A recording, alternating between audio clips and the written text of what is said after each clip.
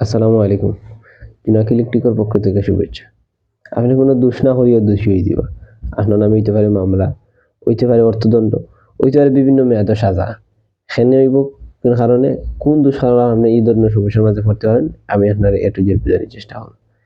আপনি সিম লইছেন। আপনার ঘরের কোনো সদস্য সিম লইছেন, আপনার বাড়ি গিয়া সিম দিছে, 10 টাকা 5 টাকায় সিম দিছে। কিন্তু আপনার অজান্তে যে সিম বেচিছে আপনার আইডি দিয়ে একটা সিমের জায়গায় 3 টা 4 টা সিম অ্যাক্টিভ করে দিছে। এখানেও শেষ নয়। আপনার আইডি সিম দেওয়ার পরে সিমর ফিঙ্গার অন্য এখন চকুর ফিঙ্গার লাগবো, অন্যান্য ফিঙ্গার লাগবো, এরকম সমস্যার কথা কইয়া আপনার আইডি দিয়া আপনার ঘরের কোনো সদস্যর আইডি কার্ড দিয়া ও সিমও বিকাশ করছে করিয়া পিন সেটিং করিয়া সিমগুলো হ্যাকারের কাছে বেচিছে।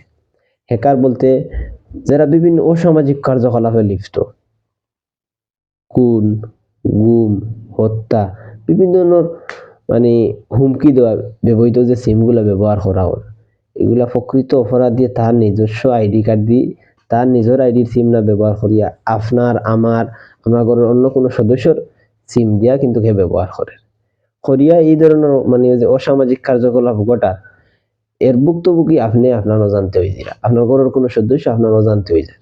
এটাতে বাদ থাকলে আমি স্ক্রিন শেয়ারের মাধ্যমে দেখাবো ইনশাল্লাহ।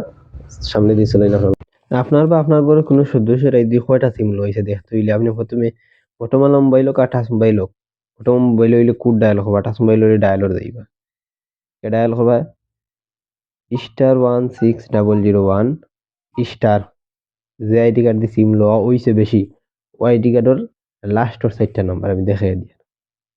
ওইল একটা আইডি কার্ড, আমার আইডি কার্ডের লাস্ট 4টা নাম্বার হলো 2924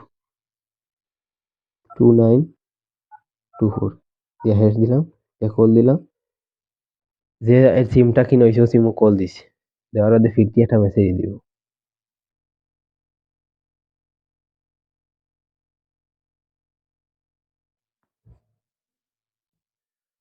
টোটাল 14টা সিম লইছে। 14টা যে সিম লইছে ইনো আপনি যে সিমগুলা ব্যবহার করেন না এগুলো দেখার, এগুলো ব্যবহার করা ওগুলো দেখার লাস্টের 3টা নাম্বার দেখার, যেমন দিল 116 955 3 0 4848 ইনো যে কয়টা সিম আছে সবগুলা দেখার। এখন যে সিমগুলা ব্যবহার করেন না তো ফুল নাম্বার দেখার না, এখন আপনি কি তা করতেন? আপনার তো জানা আছে আপনার তো 3টা 4টা সিম আছে, এগুলো আপনার ঘরে ব্যবহার, যেগুলো ব্যবহার হয় না এগুলো আপনি অফিসে গিয়ে বন্ধ করে লিবা। আর গ্রামীণ নাম্বার গুলো আমি বাঙালি নাম্বার গুলো আমার দোকানে আইলে আমি বাহরিয়া দিতাম পারবো, ফুল নাম্বার আমি বাহরি দিতাম খালি রবি এয়ারটেল পরে। এখন যে সিম গুলা ব্যবহার হয় না এগুলা আপনি রবি রইলে রবির এয়ারটেলের অফিস বিয়ানীবাজার আছে, আর অন্যান্য মনে করেন ডিস্ট্রিক্টের যারা আছেন এরা তো জানাও আছে কোন জায়গায় অফিস, গ্রামীণের অফিস বললে কাজ আছে, আপনি এগুলো বন্ধ করলে এটা গেল সিমর সমস্যা। এখন আপনি বিকাশের যে সমস্যাটা বিকাশ খুলে লিছেন খেয়ে এটার সমাধান কিলা করতে? এটার সমাধান হইলো আপনি যে সময় এটা তো জানলেন না আপনার আইডি কার্ড এভাবে খুলছে কিনা, আপনি যে সময় বিকাশ করার চেষ্টা করা দেখা যায় যে আপনার কার্ড দিয়ে অন্য সিমে বিকাশ হয়ে গেছে, কোন সিম হয়ে গেছে আপনি নিজেও জানেন না। আপনি আপনার যে বিপদ আছে বিপদ থেকে বাঁচতে হইলে আপনার বিকাশের যে অফিস আছে খান্দা আছে ওখানে গিয়া কইবা যে আমার কার্ড দিয়ে অন্য কেউ বিকাশ করে লিছে আমার হইছে না, আমার জানা নাই কোন সিম।